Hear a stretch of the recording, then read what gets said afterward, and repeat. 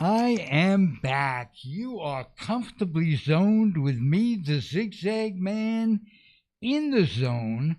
I'm Ralph Tycho, and we have a terrific show for you today. My sidekick today is Paulie Brumbaugh. What's Paulie, happening, Zig? what's happening? It took me forever to get things going. It's so long that I didn't even put on my hat to cover the bald spot. Well, I don't have a bald spot, but I have two hats if you need one. I may need to borrow one by the time we're done here. Okay. Because I didn't get my bathroom break, but that's another story. Well, it's a story I don't need to know about. No, probably not. Let's not do that. But let's jump into this show. Let's I already jump hear into laughing the show. people. I love it. I've got two partners, and they are partners in a radio show that is syndicated, and they do much like Paulie and I do, and we're just getting started. And I'd like to learn from Fred Wallen and Artie Source. Welcome, guys. Fred first. How are you? Well, I'm fine. I heard a story that's going to harm Artie this morning as we talk about inflation and things going up and whatever. Artie lives between Baltimore and Pittsburgh, and they are raising the rates $20 to get the Baltimore Orioles and the Pittsburgh Pirates on Masson. Artie, how do you feel about that? Well, I guess I'm going to miss a couple Oriole and Pirate games now. Yeah, that's going to start in in the regular season. I got to watch the preseason game today. But everything that seems to be happening in the world of sports, I'm watching the NFL free agency right now, Fred, the free agent frenzy, as they call it, and the prices are unbelievable. So it's just like this, the supermarket, the world of sports, the world itself. I mean, they're throwing around trillions of dollars like they used to be billions of dollars. Yeah. It's the way of the world. I guess it's the way we solve problems. We throw money at it. Yeah. Hey, Fred, tell us about your network a little bit. Tell us about what? Your network, Sports Byline. Sports Byline. We do the show Sports Overnight America every Friday and Saturday night. And I do it with Artie Source and Mark Mancini, who happens to be the world's worst sports handicapper. So we have a lot of fun because as soon as, if we're talking games, as soon as Mark picks a team, we know that team's going to lose 65% of the time. So we've talked people into wagering their homes and things like that. And you can just go by Mark, and 2 out of 3 times you'll win. Well, you know who it's always almost like wins, having an annuity, right? Who always wins is the bookie with the vig. Am I correct? Oh, boy, do they ever.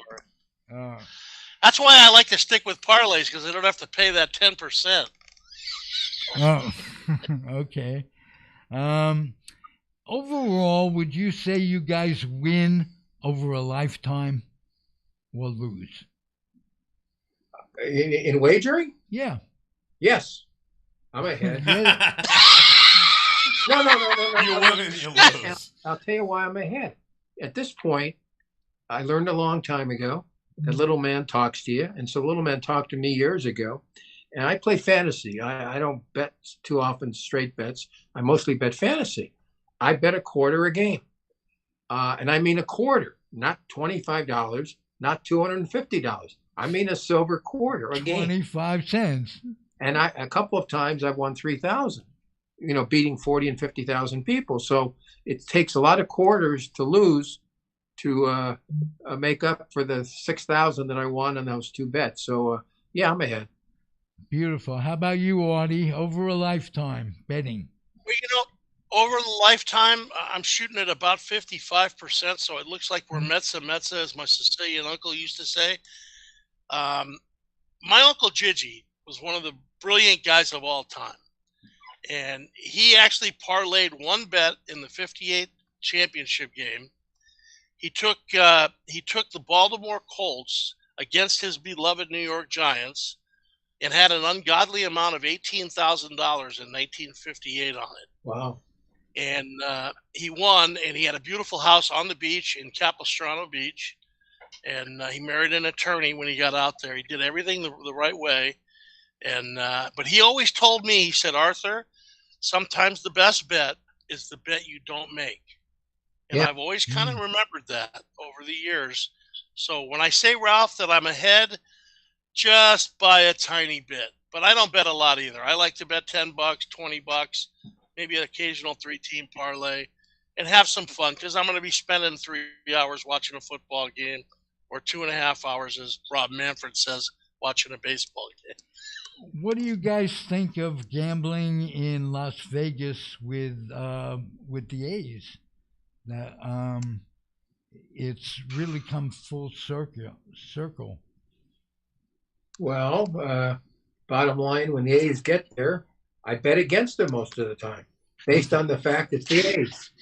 Well, what do you think of Their wonderful baseball? owner, Mr. Fisher. He's really got a heck of a farm system going there, Ralphie. Oh yeah, it's great. I live in My the Bay question Area. is this: I live have in you the seen East the Bay renditions of area. the stadium? Pardon me? Ralph, have you seen the renditions of the new stadium on the old Tropicana complex there? No, It looks but like you're coming into Sydney Harbor in Australia. It looks like the Opera House they have there, and I mean, it looks fantastic.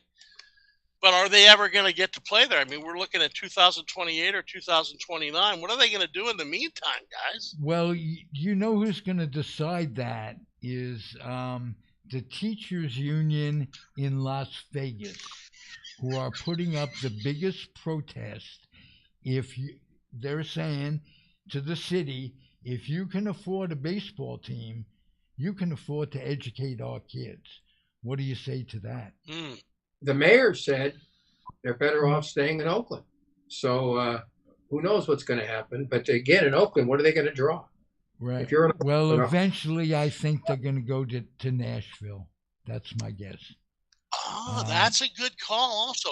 You know, one thing I have to say, you guys, I remember seeing the rendition of the A's stadium on the harbor that looked absolutely fantastic. And at what point in time did that all blow up and go away? Because it looked like it would have been fantastic. A 30,000 seat stadium right there on the, on the bay. What are your thoughts on that? Well, you got three things going. You got greedy ownership, okay? You got a greedy county and a greedy city the city has already lost the Warriors and the Raiders. So their ineptitude in getting things done is monumental, and you could look into their police force in Oakland and see what's going on there. And Oakland, and I live in Alameda, which is a little island off Oakland, and we need a moat because that is getting to be, I don't want to go into Oakland. And I have to get to San Francisco, but it's not first choice. It's disgraceful what's happened to the city, and I don't know what you could say, but I do know that any team in any sport should be faced with eminent domain. If they need to move, they need to sell the team to someone who wants to stay there. And you could find people, if Fisher would sell the team, you could find people who could make it an incredible going proposition, because the Bay Area draws not just from San Francisco and the peninsula, but out in the East Bay as well.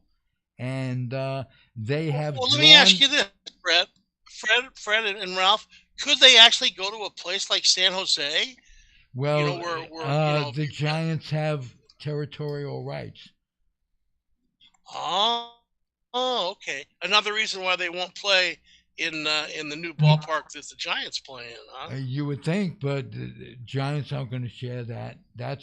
That incidentally is a gem of a ballpark. So I agree. I think it was voted number 2 in all of Major League Baseball behind PNC Ballpark. Yes, it was, but who does the voting? And Probably a bunch of people in Pittsburgh, from what I right, gather. exactly, You exactly. know what you need for the city of Oakland to really battle this out. You need Senator Katie Britt of Alabama to take your side on it, and you should Okay. be doing all We're going to fact check her. you ought to be doing all the speaking for the city of Oakland, and I'm sure Oakland will win in the end because Okay. I'm not acting. Just say whatever you want to say. Or they may win in the end, or it may costing them. It may end up costing them more in the end, which is what we're There you trying. go. Which was Yeah. what we're trying The to other avoid. end, right? I got you there. Okay. Okay. Tell me what your both of you tell me what the secret for your success as a partnership in in um, in broadcasting and whatever you do. What do you attribute? Because you guys get along so well, and I'm just wondering. Paulie and I have that same rapport. I learned a lot from Fred. No, I got to tell you, Ralph, I learned a lot from Fred. But there was an old show on CNN, From the Right and From the Left, and I lean slightly to the right, and Fred leans pretty hard to the left. So we don't agree on a lot of things, but what we do agree on, we agree 100%. And from that perspective, I've learned so much by listening to Fred, and hopefully he's gathered a few nuggets from me over the years. What But, can one learn I from some? I think it's What kind of can? a neat way of Excuse looking me, at Artie. things. I'm just curious, and this could be rhetorical. What could anybody learn from somebody who leans slightly towards the right in today and age, where Genghis Khan is slightly towards the right? What brings on that ideology, and is there any cure for it, Well, Artie? is there any cure for it? Here's what I've seen. I was brought up all over the world on military bases with a father that was in the Department of Defense and the CIA. I saw things at a young age around this world that a lot of people weren't privileged to see. And when I could come home back to the United States as a young man, I saw the greatest country of all time. I saw choice. I saw freedom. I saw things that I did not see in other countries. And, and going to the University of Southern California in the 70s was a very, very conservative area, as opposed to where, Fred went to Northridge and UCLA, and that was a completely different look. And Cal was Right. different as well. But the one thing I always really learned from my professors was to always take a look at both sides of the aisle, and to try to frame your life through what perspectives there are. And one of the things that scares me now is, for years, whether you were on the right or on the left, you at least had discourse, compromise, and discussion. I just don't see that happening in our society right now. And I think you should be able to have an opinion, but you should also have the ability to listen to what the other side has to say. And that's a real key. And I think that's what's missing. I think, and I'll let Fred expand a little bit more on that. No, I tell you, we're in the worst part of my lifetime. There's no question, politically and economically. But I'm not even worried about the economics. The politics, which scare me. I use a term for I don't like either candidate, if that's what we're talking about, I don't either. for different reasons. But Trump is out of his mind, and he's a whistleblower. He says certain words that get the Proud Boys and the Nazis going. And if you take a look at the racial problems we're having in this country, and the racial attacks and whatever, and the ethnic attacks, it's gone up, 200, 300, 400, 500%. since Trump was president. And that is a major, major problem, because I think whoever wins this election, the other side is going to go nuts. And Artie, I think you're going to lock yourself in with Jacqueline, and I'm going to lock myself in with Sandy and our Darcy, because I honestly think come November 5, by November 6, there could be fires around this country, and most of that is on Donald Trump, because he says certain words that he'll retract maybe the next day, but it's too late, because when he said that there are good people on both sides, Charles, that's nuts Charles, right there. But he right there, he said, Ralph, that hey guys, take my side, and they kept saying, we will not be replaced. We will not be replaced. We will not be replaced. And that's, not. Can I ask one question, guys? Can I ask one question? And I mean, this is straight down the line. I'm going to ask it.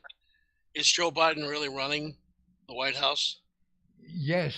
If you saw his speech the other night, he really. You mean the campaign speech he delivered? Well, whatever it was, he was more cognizant 16 than Trump times will he ever referred be. to his predecessor as screwing up. All right, this is Ralph, where I jump in. This is where gotta jump in, Paul. This is where I jump in, boys. This is where I jump in. The other day, I was in a podcast, and they were sitting here complaining about how old Trump is, how old Biden is, how crazy Trump is for all the stuff he's done over the last 5-6 years.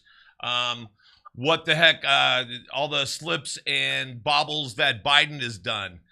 Hey, anytime the younger generation wants to muster up a little bit of energy and get somebody in there and actually be able to win their side, that's fine. But if we have to have people come out of retirement, I mean, let's put it in either baseball terms or whatever. If we had to have one of the greats come back. We saw Fred Astaire. Roger Clemens on the mound tonight. That's what I'm saying. if the young folks can't do it, and we're gonna pony up and say let's go ahead and do this, then okay, then give us a better option. Give us a better option. Usually valid. Is he getting a lot of support? Yes. Would you wish, on your worst enemy, Paul? Would you wish anybody to be president of these United States right now? I mean, honest to God. Well, here's the thing. I just don't. The thing that all of our mothers told us when we were young is absolutely true. Even you can become president. All okay? Right. If Trump taught us anything in this world, is that any one of us, a movie star, a reality TV star, a swindler, a cheat, adulterer, again, I don't know which any way everybody leans here, but what I'm saying is... He's a sociopath. How about that? Yeah, or a narcissist, which, I'm sorry, you should leave that to my profession, being a stand-up comedian. We already have to think about ourselves. Well, you're not a narcissist. Paul, let me answer your Paulie, question. a stand-up comedian isn't necessarily a narcissist, but he or she, a hedonist. And there's nothing wrong with being a hedonist. Let me respond to Paul's comments about we can go younger. This all was caused in 2016 when the DNC, the Democratic National Committee, cheated for Hillary Clinton. Bernie Sanders, and he was old then, but he was cognizant. He's cognizant now, right? And he's older, and he's older than the two guys running now. He cheated. They cheated for. Hillary Absolutely. Bernie, we were disenfranchised.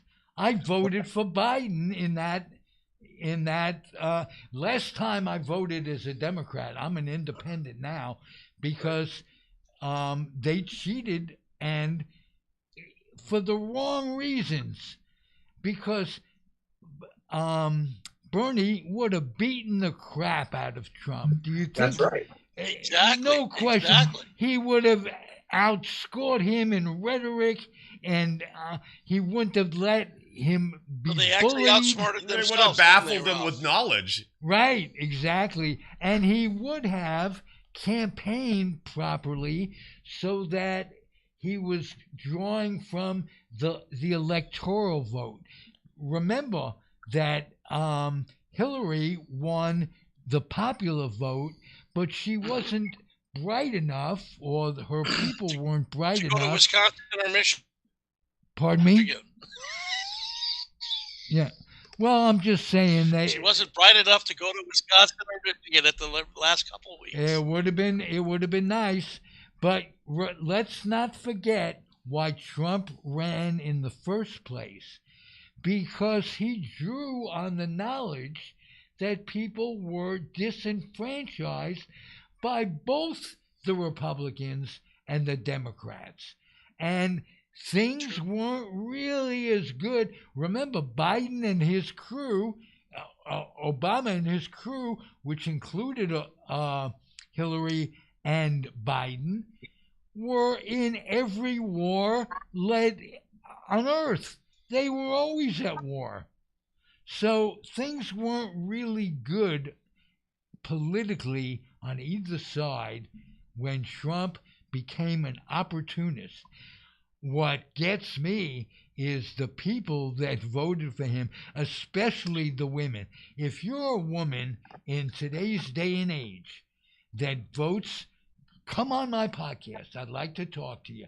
If you think you're an intelligent person that's voting for Trump, what with Roe v. Wade, and you're saying you don't have daughters, you don't have sisters, you don't have aunts. I mean, absolutely, I'm outraged when I think about it. Well, that even like that stands for things like, I agree with you, and it also stands for things like blacks for Trump. Every time I see one of these Trump's rallies thing, they put a person right behind him. It's like blacks for Trump, and it's like, really, what has he really done for you?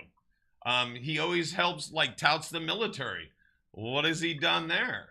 And so, yeah, no, it's a whole bunch of false truths and lies. But again, we're talking about politicians, right? Yeah. No. Let's get back to Fred for a second. Let me tell you something. My mom. Go ahead, Fred. My mom took me to the sports arena in 1960. Probably the youngest person there. She was for JFK. But let me just make this case. In my lifetime, there's never been anybody anywhere near Trump. Up till 2011, he was pro-choice. He has no opinions on anything except he cares only about himself. He was pro-choice up till 2011. In every interview, he was pro-choice. And now he's very strong the other way. He's insane. There's never been anybody like him. And that's very, very frightening. And the bottom line, he will do anything to win. He will do anything. He used that word concentration camp and bloodlines. That only goes back to one thing, 1933, 1945 Berlin. Okay? Doesn't matter. Read me niece Mary's book. His niece Mary, the psychologist. Read it and read what Fred Trump and Donald Trump talked about at the dinner table and who they didn't like. Well, and he praises every dictator in the world, past and present. Let me just say one more thing. Fred Trump, after World War II, would not lease or rent to black soldiers. There was a song by Woody Guthrie called Beach Haven, talking about Fred Trump. Fred Trump loans his son $14 million. He loses that. He loses casinos. Nobody can lose a casino. It's impossible, because we talked about wagering, gambling, things like that. The casino cannot lose unless Trump is running it. USFL wanted him out. The NFL won't let him in, and yet he's liable to win the presidency. If that isn't insane, I don't know what is. So what I think do that you also suggest? goes to the other side of the aisle, though. Look who he's running against. He's running against somebody that's an empty shell. Oh, yes, that may be true. Audie, we are running against somebody that wants to honest to God, eliminate Ralphie, democracy. He was 1% Joe Biden in 12 elections. Okay, all of a sudden, in South Carolina, he gets a chance from the congressman there. Clyburn made him president, basically. 100%. They paid off Buttigieg. They paid off everybody else running. They all got what they wanted, and Biden's there. And what has happened in the last 3.5 years? Really and truly, let's look at it. Okay? Not a whole lot of good things have happened.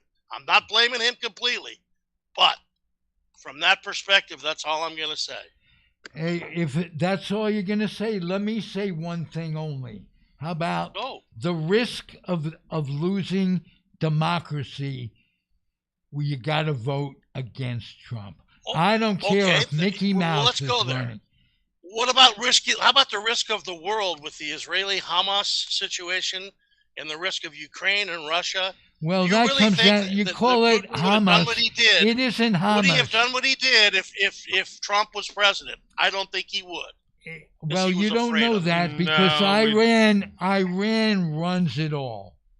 They control all the money. Who gave them all the money in the last 3.5 years? We put sanctions just the last on 3.5 years. Let's go back to the 80s. These guys have been funded by the U.S. for a long time. I went to school at USC with guys that were part of the Shah family. I know. I watched what happened. We were there. giving them arms back. We always have our fingers in all kinds of crap.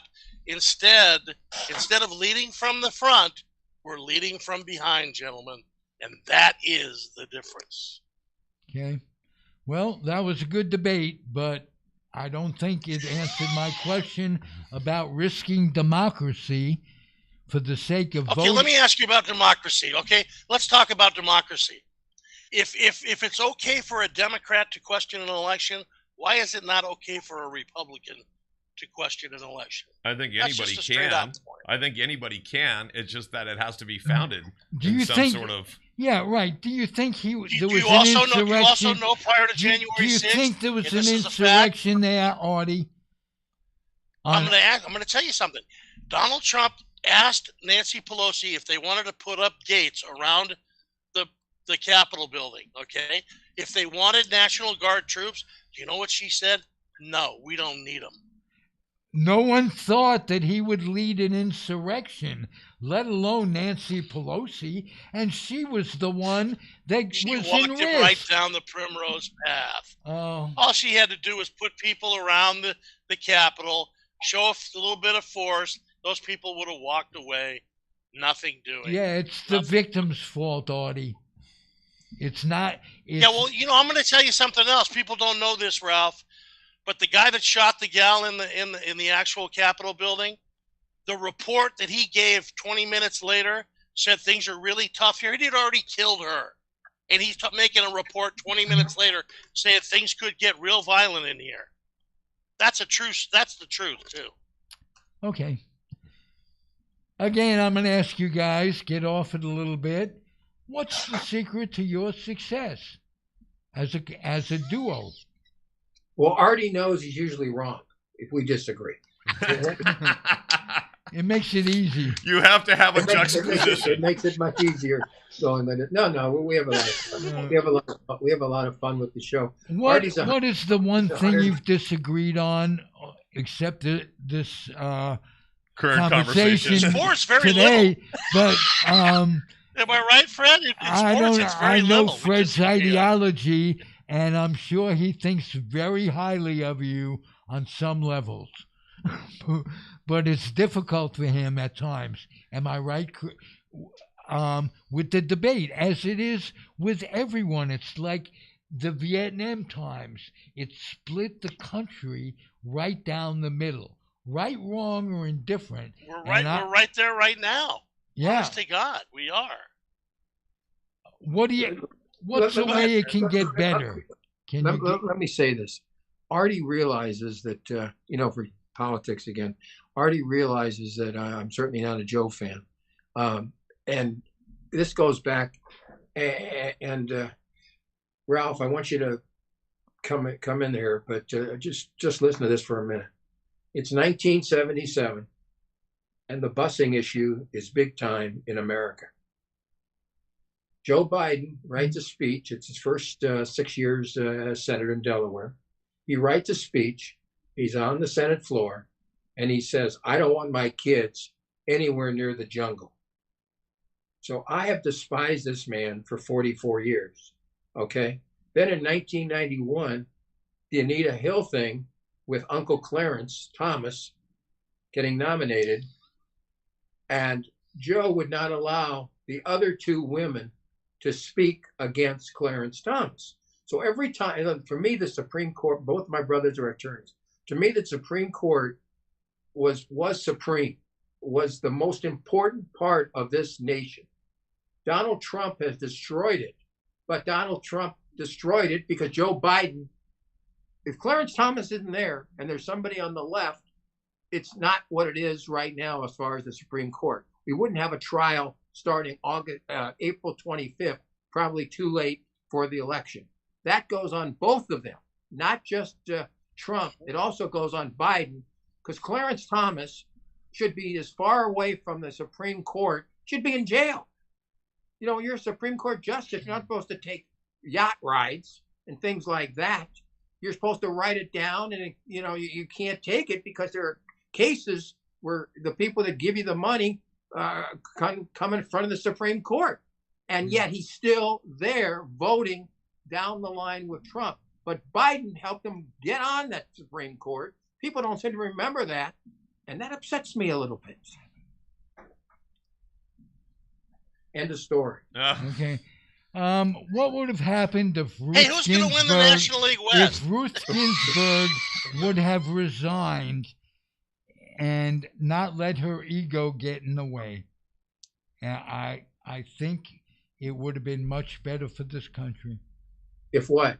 Ruth Ginsburg had resigned, yes, and not let her ego get in the way.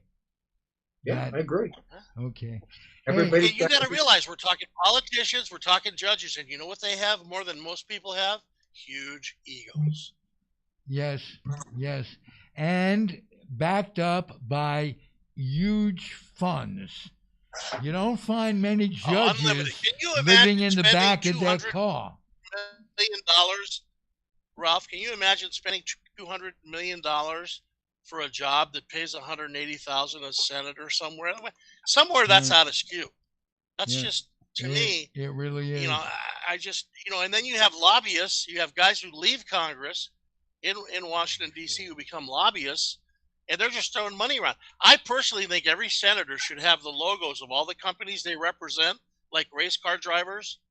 If you're a Sigma guy, you have to have the patch on your suit so people know where these people are coming from. Because that's really the whole thing. Who are they beholden to? That's where we really have to find out.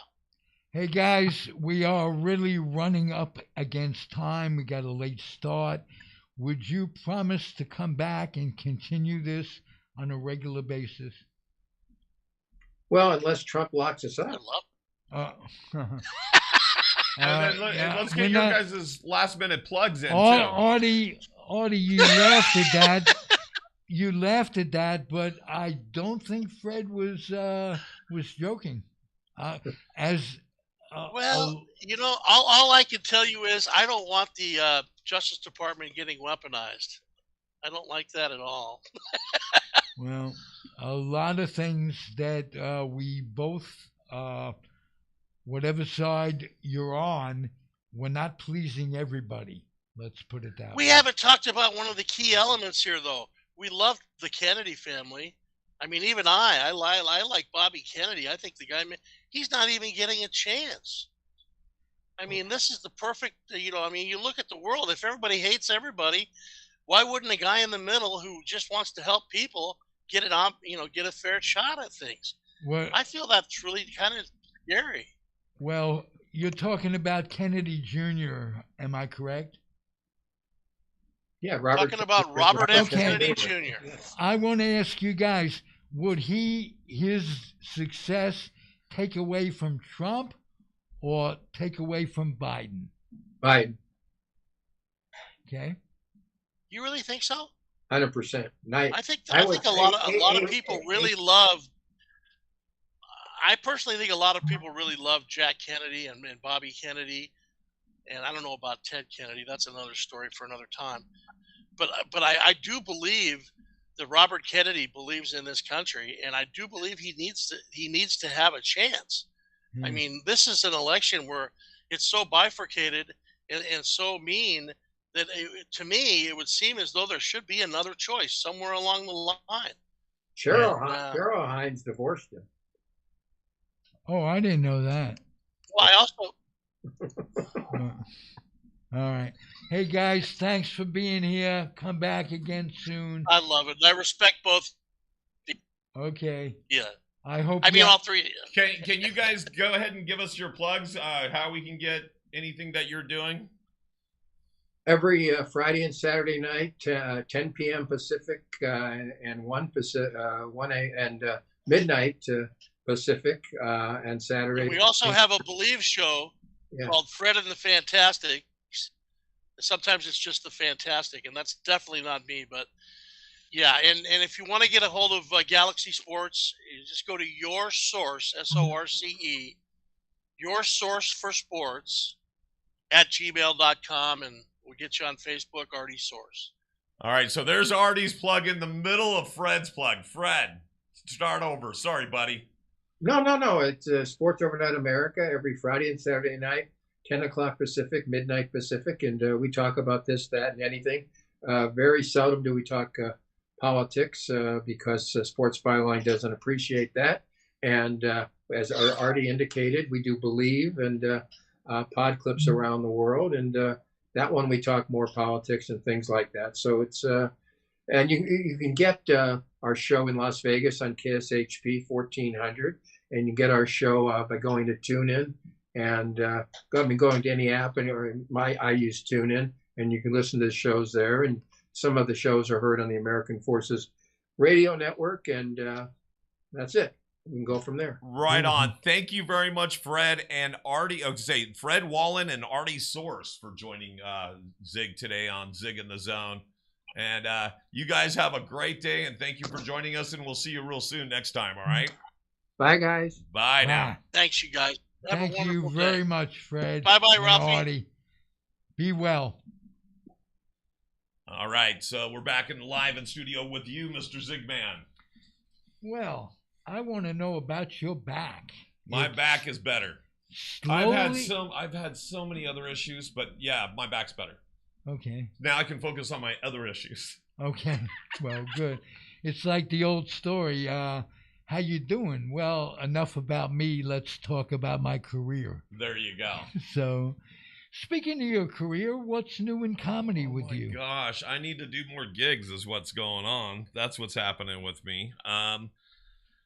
Not much. I need every time I go, like I actually did a set a couple days ago and I bombed horribly, but it was great because it was humbling. Right. And sometimes you bomb, you did well. Right. And it was just a question of you're not funny. Yeah, exactly. That is what it is. It's not. It's actually a lot of comedians will go, "Oh, it was the audience." No, it was whatever you had to do to get to the funny. Right. And so, we're gonna bring George Grimm in too. Right. We have George Grimm, and we also have Don Wardlow. Right.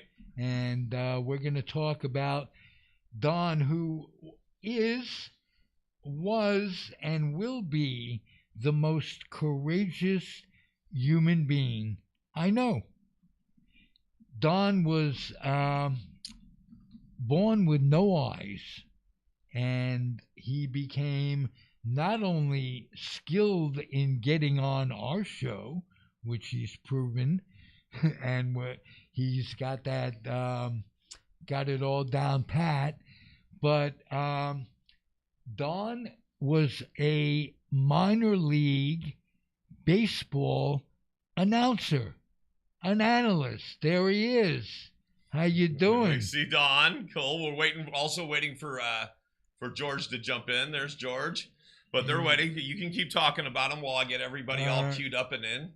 Well, Don, you impressed George and I enough that we put a chapter in our book specifically about you and what you went through, and you are our hero. So, but what I'm going to ask you in advance is about the song Meet the Mets and how that influenced you. And when we get it going, and we will in a minute. There it is. There it is. Welcome, guys. How's it going, Dan? How's it going, George?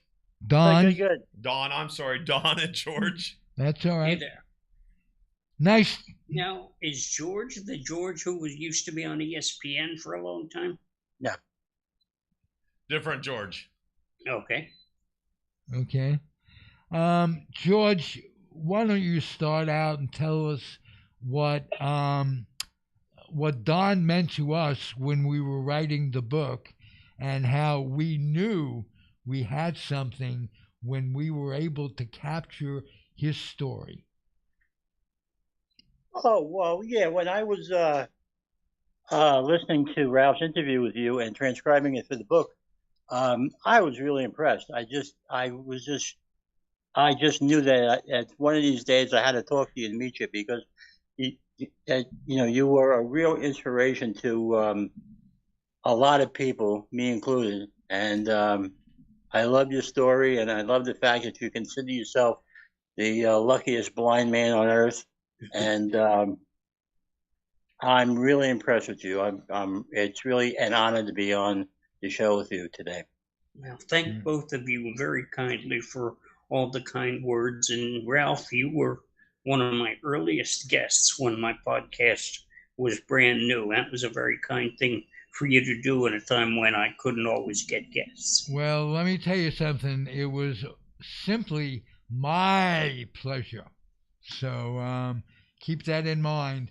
You inspire me just as you inspire George and all the people who have read our book, who have made comments about it.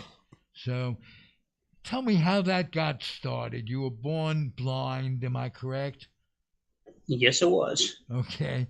Who took you to your first game? Who was responsible for your baseball Jones, as it were? Yeah, well, the initial part happened by accident. I listened to a lot of radio as a little boy, and I still do, but I do it on the internet rather than with a regular radio. But the station I listened to was a little 1,000-watt tin pot radio station in Hackensack, New Jersey, called WJRZ, and they did country music, which I loved then and still do.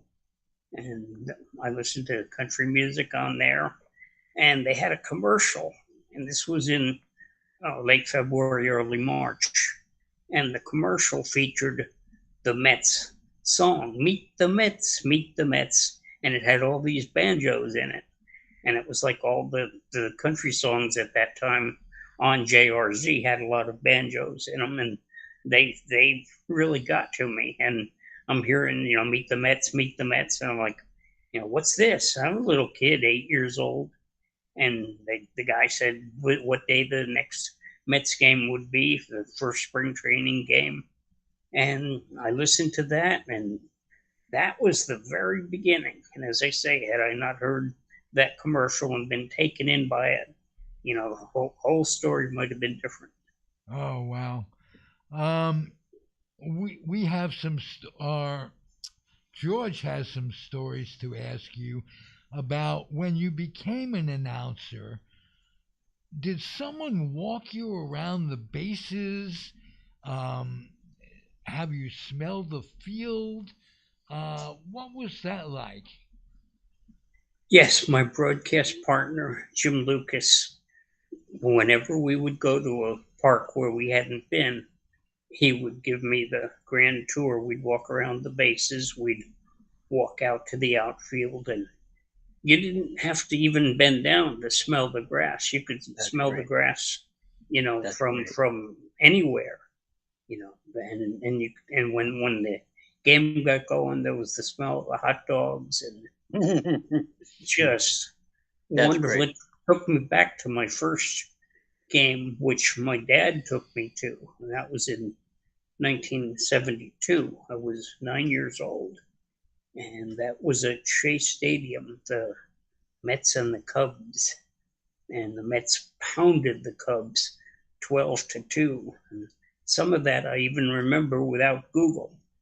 but thanks to Google, I can find all the stats from that day. I know Jerry Koosman beat Bert Hooton, but the highlight of that day, weeks before, without telling me, for fear it would fall apart, my dad had written a letter to the Mets media director about me, and he said that his son was blind and would like to meet the broadcasters more than the players, because the broadcasters were more real to me than the players were.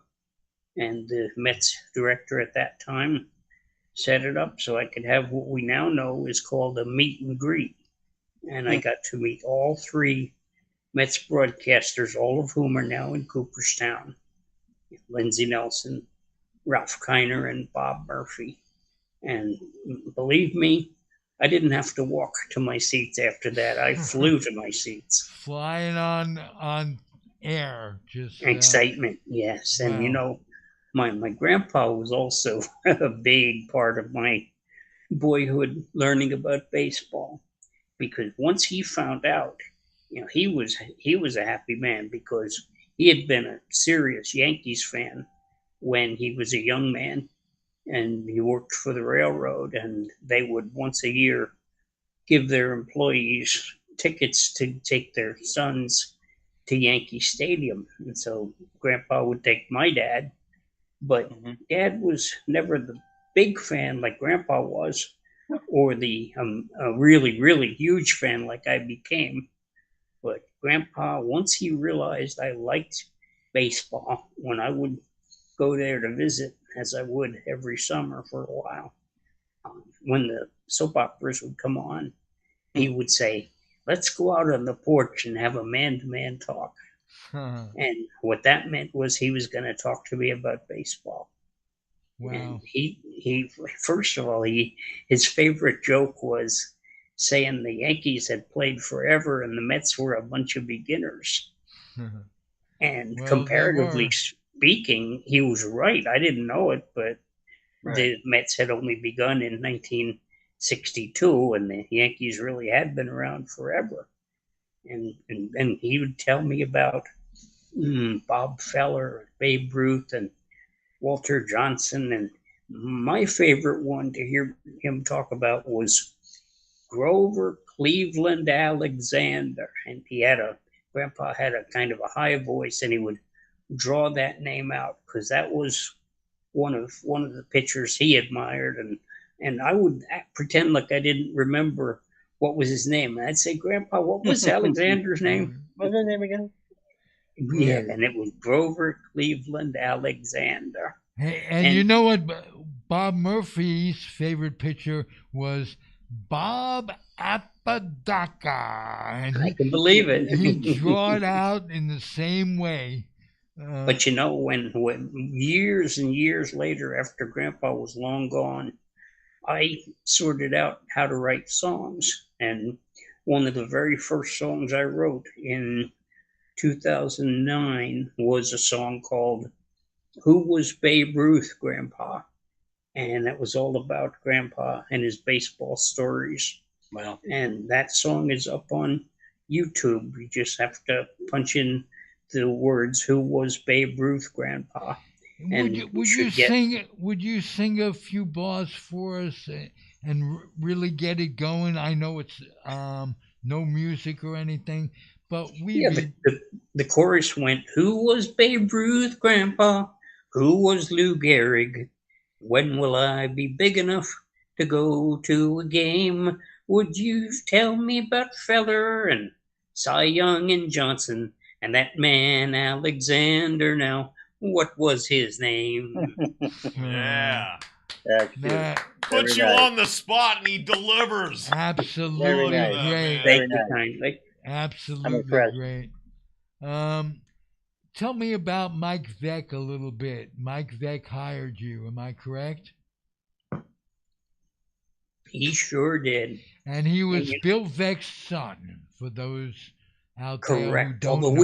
we didn't know it then. What we had done, Jim Lucas and myself had been broadcast partners in college, and then we'd gone our separate ways. Jim went to be a bill collector, and I did some different things. And come 1990, Jim approached me and he said, I want to get out of the bill collector business. And he said, are you up for a challenge? Which is what I had asked him years before when I wanted him to broadcast with me. Jim said, are you up for a challenge? Would you make 176 demo tapes and we send one to each team in baseball? And if one team will hire us, would you give up your job doing what you're doing and become a professional baseball announcer? And I said, in a minute, I'd do that. Wow. And so we did the 176 demo tapes, and he wrote all the letters, got them all copied. And one night we got together in my apartment and had some pizza and beer, and I signed all 176 letters to all the teams that existed at that time. It was the one and only case of writer's cramp I ever got. So we sent those letters, and in the midst of, somewhere between hoot and holler, we saw a letter that we wrote to the Miracle. And Jim noticed that the name of the team president for the Miracle was Mike Veck. And he said that to me, and I said, I wonder if he could be any kin to Bill Veck. And I told Jim everything I knew about Bill Veck and the great things he'd done for baseball, the great promotional things. The best one for my money was Disco Demolition Night. I thought that was marvelous. So Jim said, well, let's, definitely send this, and let's see if there's a chance in the world we can get in with Michael Veck. So we sent the 176 letters and waited and waited. We got maybe 30 form letters, complete form letters. We don't want you. And we got 13 hand signed personal letters. We don't want you. But we got one. And the night we got it, Jim had come up to where I used to live then, which was Hamilton Square. We'd gone up to Elizabeth, New Jersey for a boxing show, the New Jersey Golden Gloves boxing, because Jim had never done boxing. He'd done baseball and basketball, and we figured, well, why not boxing? We'll just do it into our tape recorder, and Jim can at least say he's done boxing. So we did the Jersey Golden Gloves. And then he went home, and I was too roused to go to sleep. And he called up at 2:30 in the morning, and he says, you'll never guess who we got a letter from. And it was Mike Veck and the Miracle team in Pompano Beach, Florida. Technically, they were licensed to Miami, but they couldn't play in Miami, so they played at Pompano Beach Municipal Stadium. And Mike said, I can't make you any promises, but if you come down here on your nickel, you do 8 innings of a game with me, with the Miracle on the radio, and if nothing else, you have something to make a demo tape with. And if the best possible thing happens, if you're that good, maybe, I'll look at you for 1991. Right. So we couldn't have been any happier. So that was in mid-April. So end of June comes. We went down to Pompano Beach, Florida. And I don't know how we did this, but we did a practice game into a tape recorder on Friday night. The West Palm Beach Expos, who were going to be the Miracle's opponent, on Sunday. So we thought we should get as much exposure to the Expos as we could. So we did a game of theirs against the St. Lucie Mets. And then the next night, Palm Beach came into Pompano to play the Miracle. This was Saturday night. We did that entire game into our tape recorder for practice innings. And we spent most of that night listening to our version of the game and listening to the broadcast version, Michael's announcers that he had hired. And we're thinking, we might just have a shot at this. So Sunday was our night, and his team did the first inning, and Miracle were behind 3-0 by the time we took the microphone. They ended up losing 7-1, but we had 8 innings of solid baseball broadcasting to put on our demo tape for 1991. Wow. Wow. Let Good me story. interject one thing about Bill Veck, Mike's dad. Bill Veck campaigned for integration back in the 30s. So he fought the good fight, and it doesn't surprise me because the acorn rarely falls far from the tree Yes. that he would give you, Mike would give you the opportunity. Now, you didn't have to succeed, but you got the opportunity. And Yes. and you wouldn't have succeeded without the opportunity. There's Right. always someone that gives one a track to run on if they deserve it. And wonderful story. Yeah, Wonderful. thank you. And Bill had passed on in 1986, but his wife, Mary Frances, was still alive. And I went to be a broadcaster. And my third night as a professional broadcaster, and the Miracle had already lost their first 2 games. So I'm sitting upstairs, and I've got the statistics all brailed up. It's early in the season, so there wasn't much braille to do. So one of the workers for the team came upstairs and said, "Don, you got to come downstairs. You got to interview Mike's mom." And I panicked. Mike's mom, Mike Veck's mom, Bill Veck's widow. Wife. What I didn't know is she didn't use the term widow. She always considered herself his wife. I found that out as the interview began.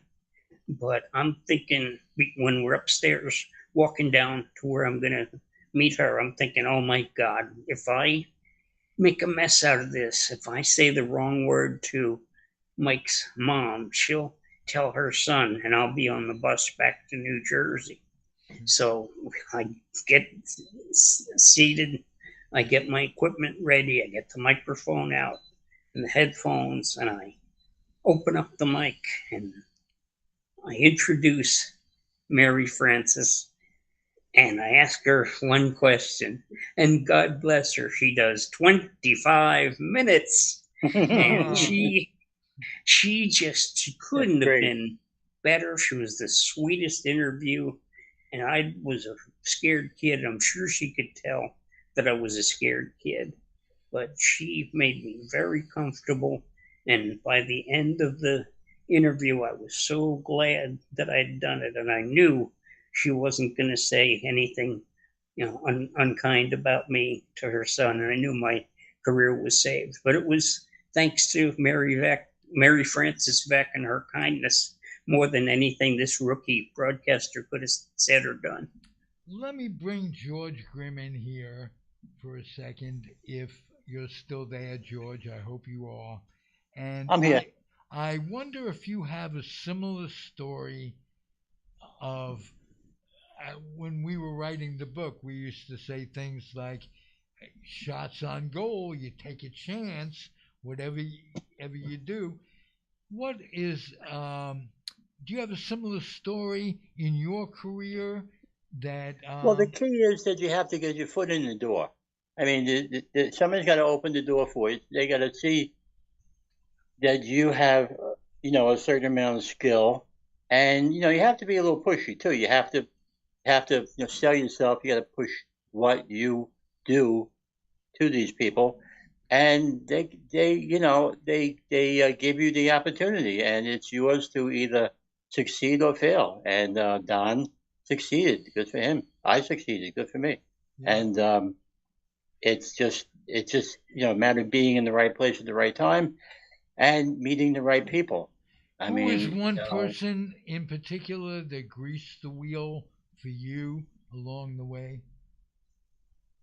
oh well, I had a couple. I had Barry Watkins, who was the Ranger PR director for a while there. He gave me a press pass, and in the years following, I become very friendly with Stan Fischler, who's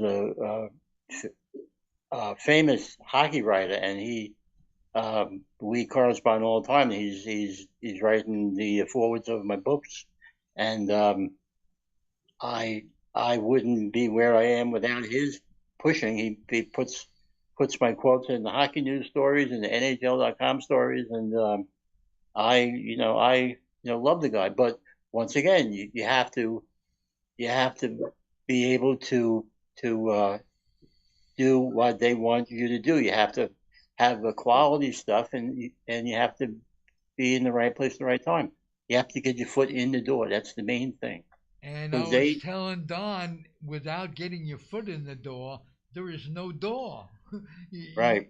Um, but by the Talking about same doors. Talking token, about doors. you had to Um. you had to be Uh, good, or you couldn't. Both of you had to be good, or getting your foot in the door really isn't enough. right. You had to back it up. Right. Well, if as far as the right door, in 1996, I think Don was interviewed by Sports Illustrated magazine, and he told a story that whenever him and his broadcasting partner would go to a new hotel, his partner would show him around the hotel and make sure that he knew how to get outside with his um, his aid dog, who at the time was named Gizmo. And this one night, um, I think his partner fell asleep before he had a chance to show um, him how to get outside with Gizmo, and he walked through the wrong door, and he walked right into a wedding reception with the Yes, dog. I did absolutely. Well, So that was a hairy moment. and Luckily, and he ended up somebody, asking the bride for a dance. yeah, So at least the bouncer was kind enough to point out where I should go with the dog, rather than pushing me around, which he could yeah, have but that's a priceless story. It's just a Mm. great story. in Binghamton, New York. Wow. Binghamton, New York was a city that had uh, a company called Columbia Mutual Life Insurance out of Binghamton. And when I was 18 and I got an insurance license to sell insurance. And the company was Columbia Mutual that I worked for. And I went to a convention up in Binghamton and I remember that like it was yesterday. 18 years old. Um, I was an adult for the first time, and boom, a year later, I had to join the Air Force to stay out of the draft, and so I did. And with that came not having hockey, moving out to the West Coast. At that time, expansion was starting, and it was becoming um, watered down, and you just couldn't get top flight hockey as in California. The Seals came later on, but if I had to name one of the things that was most saddening to me looking back, was losing the sports teams that I grew up watching. The Sure. Rangers, the Knicks, the Mets, the Yankees, whatever they were. New York is the best sports town going. How Yeah. far? Let me ask you this, Don. How far from New York did you live? I know about George, New Jersey, um, but Don, how about yourself? Yes, after Florida for 2 years, we were 4 years in New Britain, Connecticut, and then the big one, the 3 years in St. Paul, Minnesota, with the St. Paul Saints. Wow. And they, with as a part of the circuit, they took us out to Winnipeg. So I guess you could say Winnipeg is as far from home as I've been. That was just, I'd go in there on weekends, but I lived in St. Paul on the 14th floor of an apartment building. And that's where my wife and I began our marriage. And I will tell you, St. Paul, Minnesota is a heck of a good place to be newlyweds. Oh, wow. Tell me about that. How'd you meet your wife? Well, interestingly enough, uh, I'm going to say this happened before the 1995 season got going. Jim spotted a letter that had been sent to the team, and whoever had opened it had thrown it in the garbage and not looked at it or anything. And Jim spotted it, put it out of the garbage, and he took a look at it, and it was from a woman named Melanie Shinkarik. And she said, basically, what can I do to be with the baseball team? I'm not trying to earn money. I just want to find something I could do with the team. I love baseball. And she lived not too far away. Her parents could drive her to the ball games because she was handicapped as I am and she was never able to drive. So Jim gave it some thought and he said to me, Don, what would you think about us having a girl in the broadcast booth? This is when you could still call them girls. And so I said, Jim, I'm committed to a woman in Florida. So if you expect her to be, a pretty face, I'd rather you didn't bring her in because you're committed also. We're both committed. And if she can actually do something, if we can teach her to do something baseball related, then go for it. So Jim had a think and he thought he could have her work with us in the booth.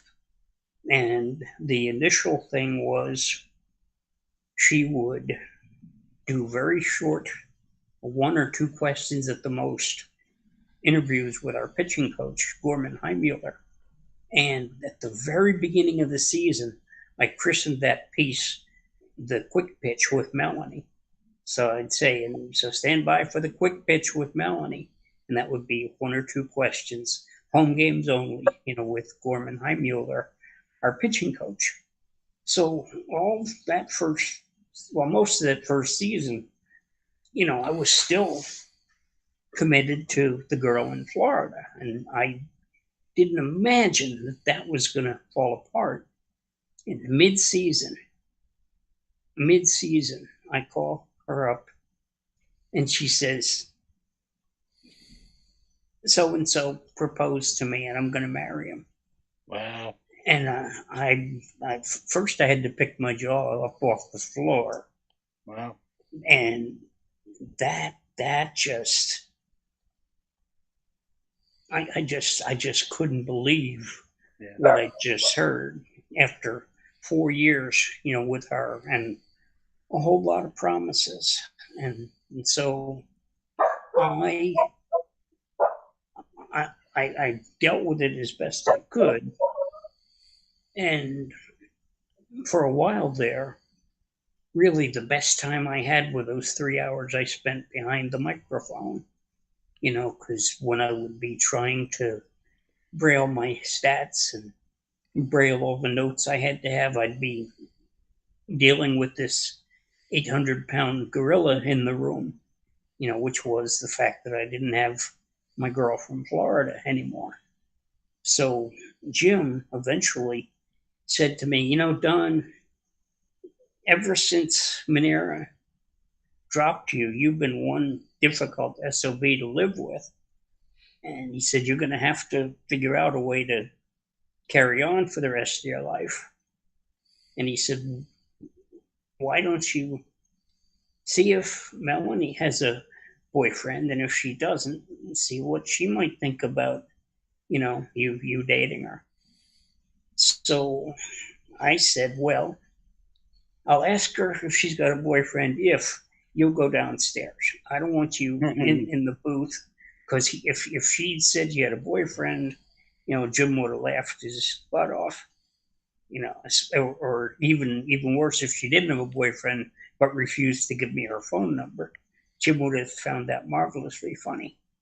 But turned out, A, she didn't have a boyfriend, and B, she did give me her phone number. And this was near the end of the 1995 season. Now, we started dating at the beginning of 1996, and Jim said, okay, if you're going to do this, you're going to have more of a part in what Melanie does. You work with her and get her to improve on the product she's putting out, and you record questions she can ask during the road trip. She wasn't going to travel with us, but we had the questions on tape, and we had questions that would be evergreen that Gorman could answer, wherever we were on the road, even 10 games out on a 12-game road trip.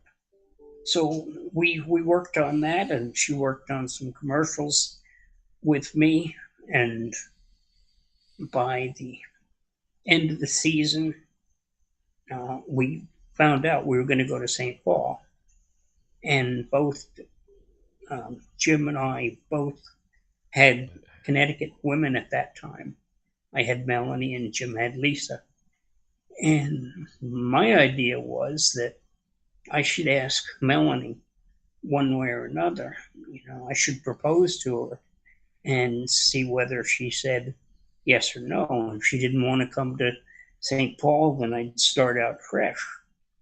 And November 9th, the night that Mike Tyson lost for the first time to Evander Holyfield, that afternoon earlier in the day, I proposed to her, and she said yes. Oh, wow. It's amazing how we Yeah. put sports events with real life. Is baseball and sports a microcosm of life, or is life a microcosm of baseball and sports? That's one of those questions you want to answer over That is a few deep. beers, and that is deep stuff. And you got to have most of an evening to answer that one, and quite a number of beers. George, why don't you take us out? This was a great interview. We are both so proud to have had you in our book. George Grimm. Yeah.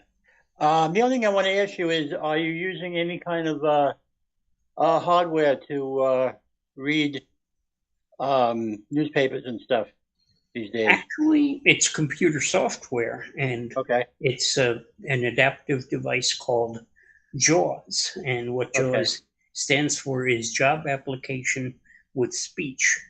And their icon is a little shark fin. Okay. So, and I've been using that since 1999, and that's when I started using a computer, at least for home games, to read all my stats. And I've watched JAWS evolve from 1999 to where we are now. Okay. And I've used it for anything else. And I probably should ask you about your guide dog too. Who is it still Gizmo, or did he pass? And you have a new one?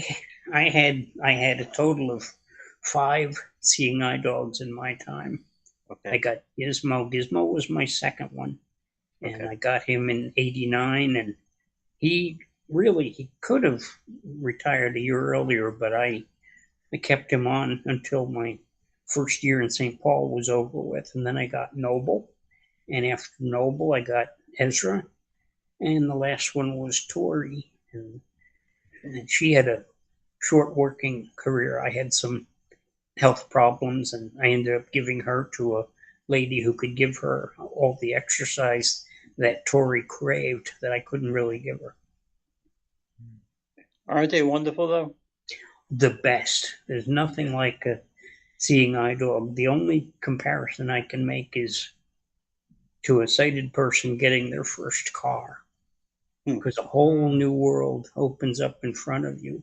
And when I got my first dog and was walking around the college campus, all these heavenly creatures called girls were suddenly showing up out of the woodwork. And they'd all be saying, "Oh, look at the dog. What's his name?" And it didn't take long at all for the dog to help me locate the first girl that I dated all through college. You're right. Dogs are really good for that. It doesn't matter if they're seeing eye dogs or what. Even my dog over here that's looking at me talking about him. Can you get the camera on the dog? Yeah, I can. Well, right? he can come over to us. Come here, Ace. Come here, Ace. Come here. He's he's laying on the couch going, I don't know. Well, we'll see what's do it happening another time. But now, one thing I did want to share with this is that Don and I had a pretty good conversation on the way into the city. We share another love. We share a love of stand-up comedy. Oh, you know it. And, you actually inspired me. I had to write down something, and I got to figure out exactly how I need to phrase it. But, it's something about I've met, the first blind baseball announcer ever today, which has just been a thrill. I want to give it up for both of you guys. Thank you for being a part of the show. But I got to meet the first blind baseball announcer. But, you realize they've had blind umpires since 1869, right? And so, and in St. Paul, we had a manager, Marty Scott. And one night, after a particularly bitter dispute with an umpire, he said to me, "Don, tomorrow I want you to loan me your dog, and I want to take him out to home plate and ceremonially give him to the umpire." And I hated to do it. I hated to deny Marty anything. But I had to say to him, "Marty, regulations. I can't do it." And I kind of made that up. It wasn't really regulations, but I know Seeing Eye would have had a big problem with the publicity if we had done that. And I needed another Seeing Eye dog. This was Gizmo's final year. So if I got in trouble with Seeing Eye, I could be, in a bind. But it was just quicker to just say regulations. I can't do it. That works. I'm glad you see the humor in it. Don, tell us where we can catch everything that you do. Well, I've got a podcast, which Ralph was one of the very early guests on it. And that podcast is called the Baseball Lifer Podcast. And that's available where all good podcasts can be found. I am a panelist on a show called Sports Roundtable. That talks about all manner of sports, all the four big North American sports. That's every Monday. I'm a panelist on there, and I'm working on a book. The working title is going to be Baseball as I Saw It, and that's still a long way from finished, but that's a work in progress that I hope I get to see it happen. And then you're singing on YouTube. What's your YouTube channel? Because I'm going to go stalk you, sir. That's called Music Man Don. It's been a long time since I put a song up there. I think now, at the age I've gotten to, I think I write the songs better than I sing them. Well, you But definitely have that country. Writing. You definitely have the country, the attitude. I can hear it. I love it. Right. And so definitely check out everything that Don does. And Georgie, there's your dog. Oh, wow. There's the dog. This is Tanky. This is my little Tank. What a sweetie. Say hello, Tank. There you go, man. I'm telling you, now we got to pay him the union minimum for being on the podcast. Right, What's right. going on? Don't have them This speak. is the We'll first be out for of Ralph's budget. podcast. First time we ever had a dog on. There's Oh, nothing God. like a good dog. My No. sister Diane has 4 of them. Wonderful, wonderful dogs. Because she raises seeing eye puppies, so she's training one, Oh, wow. and she has the others who were not able to pass their final exams, so she was allowed to keep them. Oh. All right. So, and here's Ace in case you guys wanted to see Ace. Ace, come here, buddy. Since we're just spending time, come here, dude. He just came over. Come on. Come on. Come on. Come on. Come up here. See him? Ah, there's my dog. There's the dog. There's the dog. He's such a rough dog. Ah! So he's the love of my life. Like I said, I thought we were getting a support animal, but I ended up being a support human. So there it is. You guys, it's always a blast hanging out with you. You guys gonna come back, George? You're a permanent fixture, but we gotta have Down back more, right? All right, Oh, but yes, absolutely. yeah, I'll be back. No problem. And Don, would Thank you you. keep up with us Thank- occasionally? You're going to be back, George, because we're going to talk about the people who have been in our book. And next person that is going to be on, Sherry Davis, who was Okay. first woman public address announcer for the Giants. 1993 makes me feel old because her and I tried out for that same position, and that's 30 years ago. Wow. Time doth flit. Oh, shit. Time flies when you're not paying attention. Yep. Anyway, thank you, George. Thank you, Don. Thank you. Thank you, guys. This was a Thank you, blast. Don. It was a pleasure being on with you. You're an inspiration, and I love you. Thank you much. Yeah, guys, thank you for being a part of this, and we're gonna close out the show because we're that close, man. We're really that close. And so, Zig, what do you got to say about today's show? I just got to say, what a terrific day. Fred Wallen, Artie Source, George Grimm, and one of my heroes. All these guys are, but Don, wow, you make things happen in my head. Way to go. And thank you guys Thank for you. being a part of it. I've heard that, and I love it when people say that. It's so nice. All right. Zig, what do you got going on next week other than Paulie better be here on time next week? Well, I've got to learn to drive a little bit. I haven't driven in 8.5 years at all. And everybody else is happy about that. yeah, I know. But so that's my first priority is to take the BMW out on the road. And having a BMW is really terrific, unless you live in one. Have a great day. Thanks, George. We'll talk soon. We always do. Good luck on the 20th. We're rooting for you. Got some tests. And we'll talk soon. Be good, everybody. Thank you, Paulie G.